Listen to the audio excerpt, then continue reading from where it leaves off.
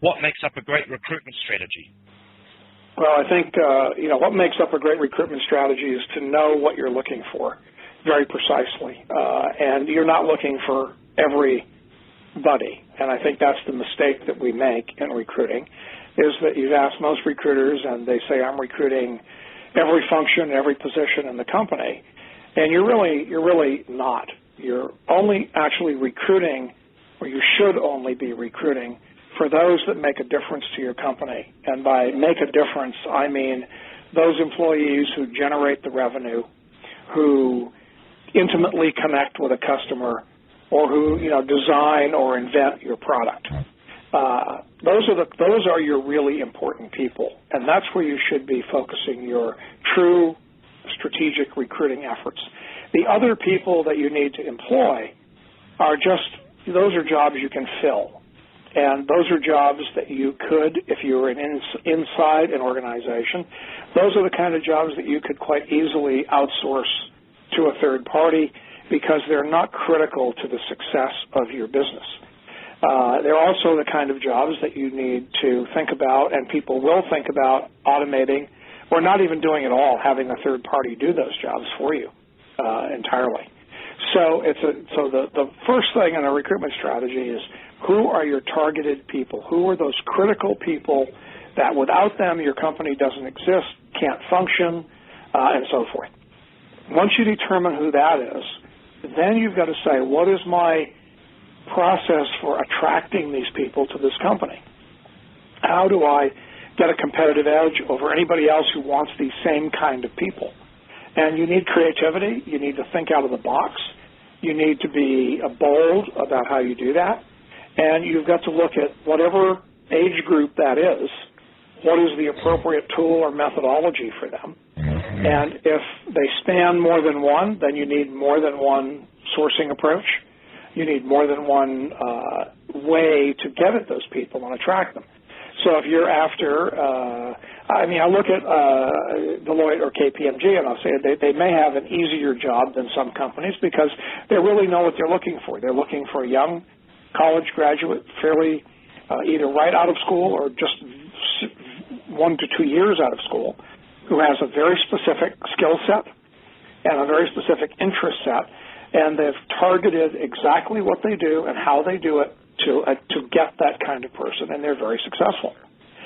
If they just, did everything, shotgunned the recruiting approach, didn't have a focused message and so forth, they would not be very successful.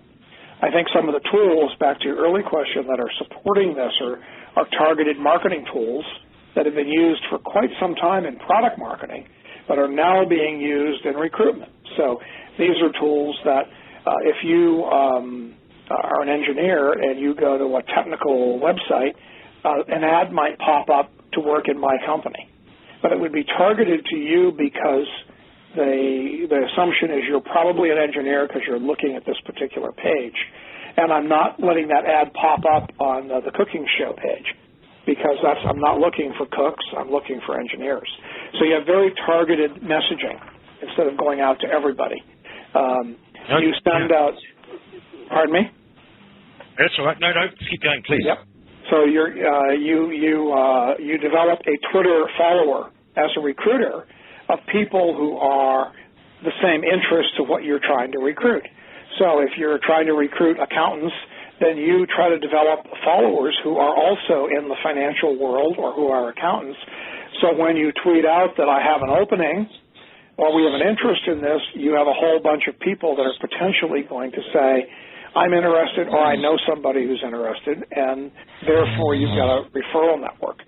So by using these targeted tools, by knowing who you're after, by choosing the right tools or strategies to go after those people, you can have a very, very successful recruiting process. And if you combine that with a solid assessment process, whether that's informal or formal, but in some way you're letting people know what you're looking for very precisely, and that you are also looking for the certain you know exactly what you're looking for. So you're looking for certain traits or characteristics in people before you spend a lot of time and energy on talking to them or communicating with them, which increasingly will be virtual. So, having a great recruiting strategy is tactically not difficult to do. What's hard about it is determining who that core group is that you're really trying to recruit for, and determining how you're going to go after those people. But once you know that, then executing it is not necessarily easy, but it's certainly much more straightforward than if you have no idea what you're looking for and if you're kind of looking for everything. Okay, so just on that, a lot of recruiters and HR professionals are listening today. Well, in your perspective, it's sometimes good to look look from a company who's looking for a recruiter. What do you think is, in your mind, if you walk into an office of recruiters, what do you think what are the key things you look for great recruitment outfits, for smart recruitment? Is there any a couple of hints there you could tell us about? Absolutely, and it's changing. It's changed tremendously in the last 20 years. I think a few years ago, a great recruiter was somebody who could screen resumes and CVs, could pass them on to the right hiring manager, who had good internal administrative and political skills, kind of knew the ropes and where to get things done. And I'm not saying that some of those skills aren't still useful, but what's far more important is your ability to market and sell your organization to candidates, to be able to get out there and explain to a candidate why they should work for your organization and not some other one, to really have a very clear message about what makes your organization or the job that you're recruiting for different than the same or similar position somewhere else. So that selling and influencing skill, I think, is probably the most important skill.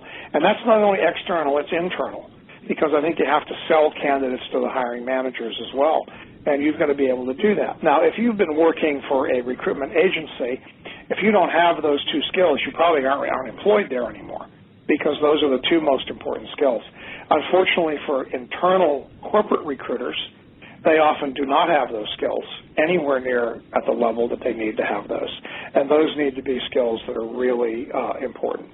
I think you also need to really understand sourcing methodologies and tools and have a really good sense of what's the right sourcing tool for the people I'm looking for. And again, I see so many recruiters that I'm going to recruit everybody with Twitter or with Facebook, or I'm going to recruit everybody with this or that methodology. And the bottom line is there's no one that works for everybody. So you have to really know what is the right one for the group that you're after and really target that. It might be paper letters that are mailed through the post office to certain senior level executives. That might be the best way to recruit those people. And yet if you're trying to recruit a 23-year-old college grad, it might be far better to use a social media tool. So you've got to kind of understand the technology and the tools and be abreast of it. Right. And the third thing is you've got to understand, just one more thing, Mike, you've got to understand the labor market. And you've got to know who's out there, who's available, who's not available, where are people that have the skills that you want, where are they looking for work, and having that external knowledge is something that most recruiters don't have. So what are some tools that will help you? Because it sounds like you're talking about talent pools and things like that, or? Yeah, I'm talking about, at the macro level, I'm talking about just government statistics and general knowledge about, who's graduating from college and, how many engineers are going to graduate from a university in Auckland this year. And how many of whatever it is, how many accountants are going to be graduating in New Zealand this year that have the skill set that I might want to tap into. Because if you don't have that fundamental knowledge, then how do you even know if there's enough people to recruit? We make all these assumptions that there's always enough people out there with the skills we need, and increasingly, given the demographics of what's going on out there, that may not be true. So first of all, you just got to have those macro statistics that are generally available from government and local and university sources. And you've got to compile those and put those into meaningful terms for your organization. And then secondly, you need a more micro look at who are you actually recruiting in your organization, and do they work for your competitors, and how many of them are there out there, and who is the best HR, who are the top 4 HR people in New Zealand, and top defined however you define top in your organization, but you should have some criteria for that. And you should know who those 4 people are, or 5 or 6 or 10, and then you should begin to figure out, could I reach out to any of these people? Do I have a connection to any of those people, and how could I get one?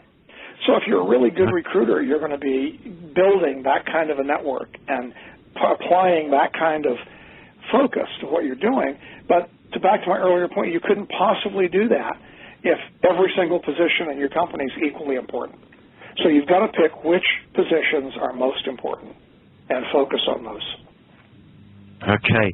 Now, just in the last few minutes that we're going to talk, I would love to talk more about this topic of leadership, and I'd love to talk about it in relation to, we call them Generation Y and Generation X. You know, you and I are both, let's say, south of 40 at the moment, or north of 40, I should say.